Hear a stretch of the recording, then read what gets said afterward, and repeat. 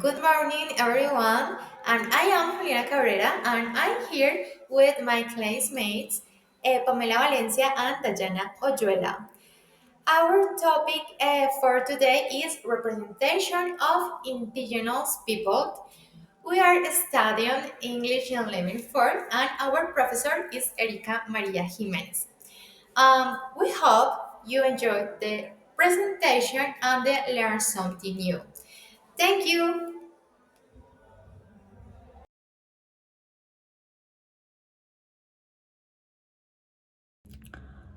So we're gonna start with the story about the celebration of Thanksgiving of Indigenous people.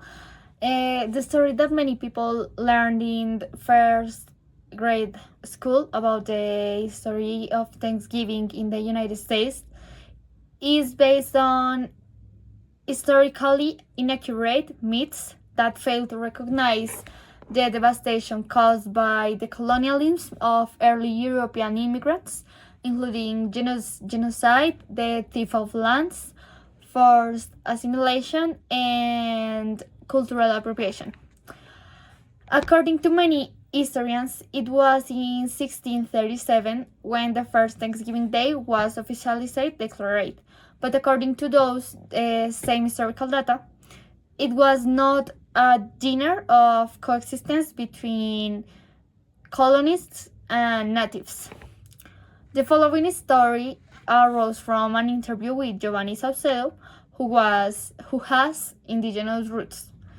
There is an ethnic group called the Pukot natives, and they went to rest at night because it was a celebration for them all day that day. And the Steelers called them to come out, called the men, and the men of the ethnic group came out, and the settlers killed the men. And then they left the women and the children inside little towns. And then the Steelers burned the town, and 700 of people died. The next day, Giovanni says that the governor of Massachusetts officially declared a day of giving thanks for the victory against the natives, and after that, the claim of taking possession of what were indigenous lands. Currently, indigenous people do not declare it, but they say that recognize the territory in which they are located. Many are unaware of this story, and they say that in school they aren't taught that Thanksgiving is to celebrate the union of the Steelers and the Indians. It was to celebrate the union between them, that they say. That's why the meaning of Thanksgiving Day for some Aboriginal communities is different. This date serves many natives' family as the perfect opportunity not only to recognize the favor of the land where they live, but also to honor the sacrifice of their ancestors, as many natives refuse to celebrate Thanksgiving, while some see it as a day of mourning, protesting, and genocide caused against their ancestor and current oppression. So, knowing the true history of Thanksgiving opens the way to a decolonizing approach to the Thanksgiving. We are rejecting the myths to prevail about this celebration and the harmful stereotypes that have reinforced the oppression of Native peoples. For many traditional American communities, Thanksgiving Day is not a celebration but rather a time of reflection and protest. It's a reminder of the hardships and injustice they have faced since they are arrival of European settlers. However, there are some Native American traditions that are connected to the harvest and giving thanks for the land and community business fruits. Thanksgiving fetes many Native American groups celebrate harvest festival where food like corn, turkey, and squash is shared among the community. These foods were significant to the indigenous people long before the arrival of the pilgrims.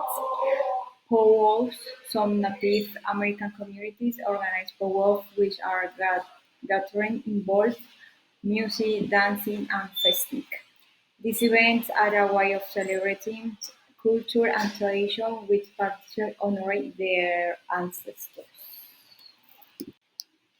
Reflection and protect. Some Native Americans use this time to reflection on the history and the impact of European colonization. They may be seen as a reminder of the displacement and challenge faced by indigenous communities, and some engage in protests to raise awareness about these issues. Giving thanks to the earth. Many Native American traditions focus on giving thanks to the earth. To this result, and some communities have ceremonies dedicated to expressing gratitude for the harvest and natural world.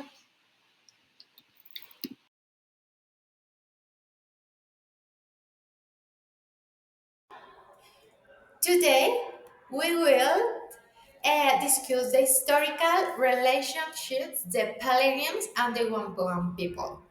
We will also explore who this relation is represented in modern narratives. Let's begin with the popular representation that often idealizes the relationship. The Saipin is as peaceful, coexisting, and the mutual cooperation. Okay, the ballerines and the wampoan are usually shown as wonderful figures wearing simplified clothing, which may not always have been historically accurate. Okay, however, the historical reality must have been more complex. The alliance between the pilgrims and the Wampum was not based of friendship, but rather unnecessary. Okay, both groups have to seek protection against other tribes in the case of the Wampoa and against rival colonial groups for the pilgrims. For example, the pilgrims is William Bradford or Guillermo Bradford, a leader of the pilgrims, may have needed to convince Massoid, um, the Wampoa leader, to trust the sellers. Okay, this might not have reflected the full historical truth. The alliance could have been stronger if mutual trust had existed. Unfortunately, this relationship deteriorated over the time because the expansion of European settlements, territorial disputes, and the size introduced by the colonialists caused significant harm to the Wampuan people. Many of these designs could be implemented if proper quarantine measures have been taken.